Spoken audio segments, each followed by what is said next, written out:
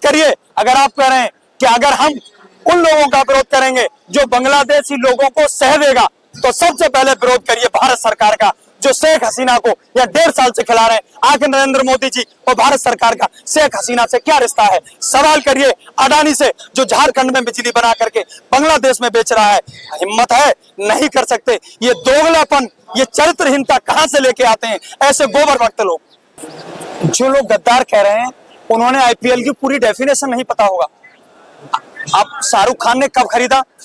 आपके माध्यम से जो लोग कह रहे हैं उनको बताना चाहता हूं कि बोली अबू धाबी में लगाएगी 16 दिसंबर को, और वहां जो हमारे बांग्लादेश में जो दीपू दास की हत्या हुई वो 18 दिसंबर को, 16 दिसंबर को बोली लगाई गई। और जब बोली लगाई गई तो शाहरुख खान ने नहीं खरीदा, वहां जूही चावला के पति, उनकी बेटी और उनके जो मैनेजर थे उन्होंने खरीदा। अरे देवकीनंदन ने बोल दिया शाहरुख खान देशद्रोही है। उजदर देवकीनंदन? कौन देवकीनंदन? वो। अरे तो कथा बाचे, वो आईपीएल को क्या करेंगे? वो आईपीएल के बारे में जानते हैं?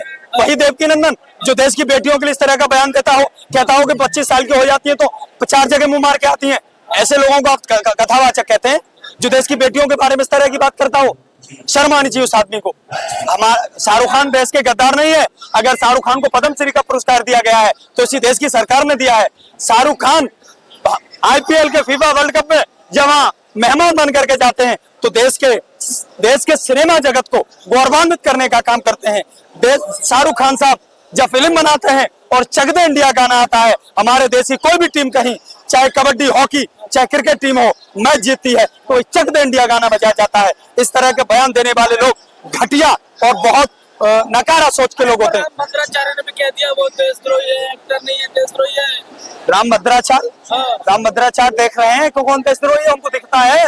उन्होंने देखा है कौन देशद्रोही है? अरे हम ही को कातिल कहेगी दुनिया, हमारा ही कत्लेआम होगा।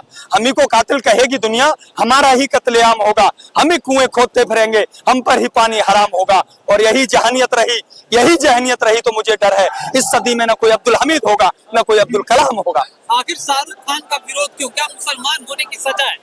बिल्कुल बिल्कुल।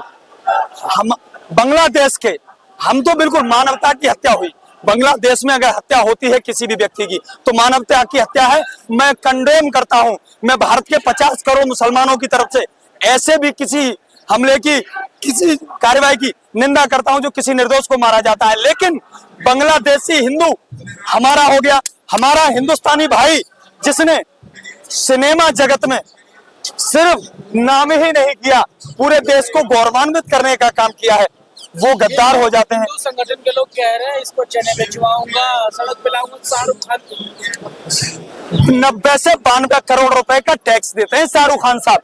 उन लोगों को समझ लेना चाहिए, जितने संगठन का नाम ले रहे हैं ना, उनकी पूरी पूंजी नहीं होगी जितने का वो गवर्नमेंट को टैक्स देते हैं। कितने गांव को शाहरुख खान साहब ने गोद ले रखा है, पहले उनके बारे में पढ़ें। और शाहरुख खान ही क्यों, मैं तो कह रहा हूँ जूही चावला का विरोध करिए।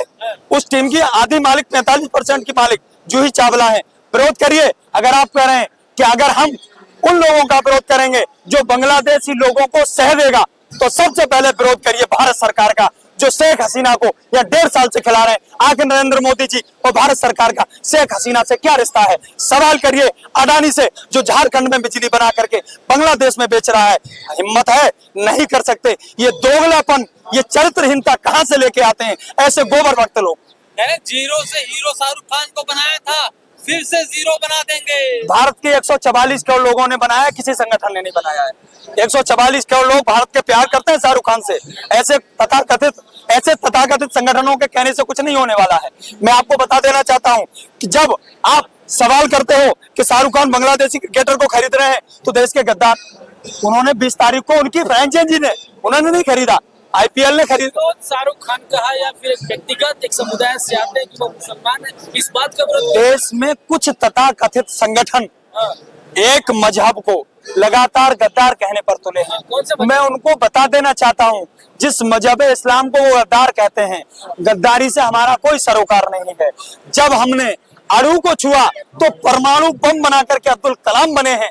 जब हमने जब हमने पाकिस्तानी टैंकों के नीचे लेटे हैं, 3-3 टैंकों को उड़ाया है, अमेरिका के मांगे हुए टैंकों को, तब हम वीर अब्दुल हमीद बने हैं। जब हमने टेनिस की बॉल को पकड़ा है तो पाकिस्तान की 3-3 विकेटों खोल करके हम इरफान पठान बने हैं। जब हमने शहनाई को पकड़ा है तो उस्ताद बिस्मिल्लाह खान बने हैं। हमें किसी से सर्टिफाई होने की जरूरत नहीं है। तलवारें भी बट रही हैं। अब बांटने दो, अरे बांटने दो। मुसलमानों ने हिंदुओं के साथ बर्बरता की है। अब समय आ चुका है कि हिंदू महिलाएं तलवार लेकर के चले और कुटमुल्ले को टाइट किया जाए। ये गलत तरह की भावना है। देश में कलम बांटने की आवश्यकता है। ये कलम से दूर रखना चाहते हैं, शिक्षा से दूर रखना चाहते हैं। ये सरकार के संगठन है, सरकार के संरक्षण में चलने वाले संगठन है। ये चाहते हैं कि शिक्षा को न बढ़ावा दिया जाए। अगर शिक्षा को बढ़ावा दिया जाएगा तो वो सवालों को जन्म देगी, इसलिए इस तरह की बातें पैदा करते हैं। देश की 144 करोड़ जनता जानती है, देश की बहन बेटियां जानती हैं। मैं पीछे लेके जाना चाहता हूं आपको। जब आप कह रहे हैं हिंदू बहनों की रक्षा, तो आप याद करिए मेवाड़ की रानी कर्मावती को, जब उन्होंने एक धागा हुमायूं को भेजा था, उनको पता था एक हिंदू राजा आक्रमण करने वाला है, उन्होंने वहां हुमायूं को राखी का धागा भेजा। उस राखे की धागे को निभाने के लिए हुमायूं की सेना ने उस सेना पर आक्रमण किया और उसको हरा करके भेजने का संगठन के लोग कह रहे हैं मुसलमान गद्दार होते हैं, देशद्रोही हैं।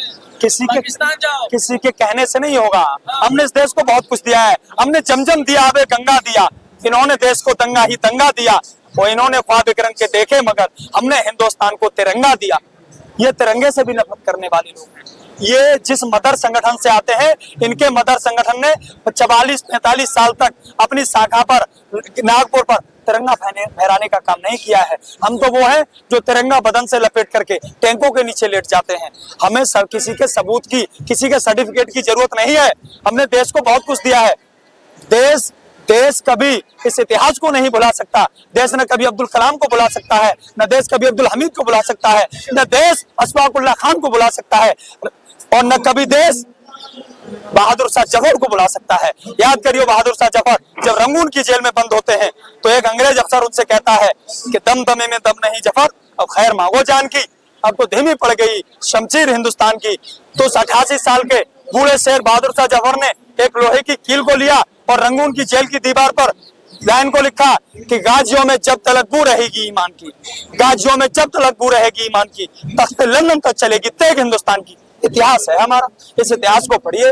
और आज के बता देता हूँ, आजादी के बाद का इतिहास। आजादी के बाद का इतिहास यह है, ये जब 9/11 में ताज में, मुंबई में ताज हमला होता है, ताज हमले के आरोपियों को जब पकड़ा जाता है, हमारे देश की सेना को द्वारा उनको कुत्ते की मौत मारा जाता है, और मरे हुए आतंकियों के शवों को दफनाने के लिए महाराष्ट्र की सरकार आती है, तो वहां का मुसलमान खुले तौर पर रोड पे आता है, कहता है हम किसी आतंकी को अपने गर्भस्थान में दफना करके देश की मिट्टी को नापा। तलवार बटा अंदर जाकर जैसे कि नाम का नारा लगाया, इस तरीके से मुसलमान होता अगर तलवार बांटता और इस्लाम जिंदाबाद का नारा लगाता तो क्या होता? ये देश लोकतंत्र से चलता है, ये संविधान से चलता है। जय संविधान तो चलेगा।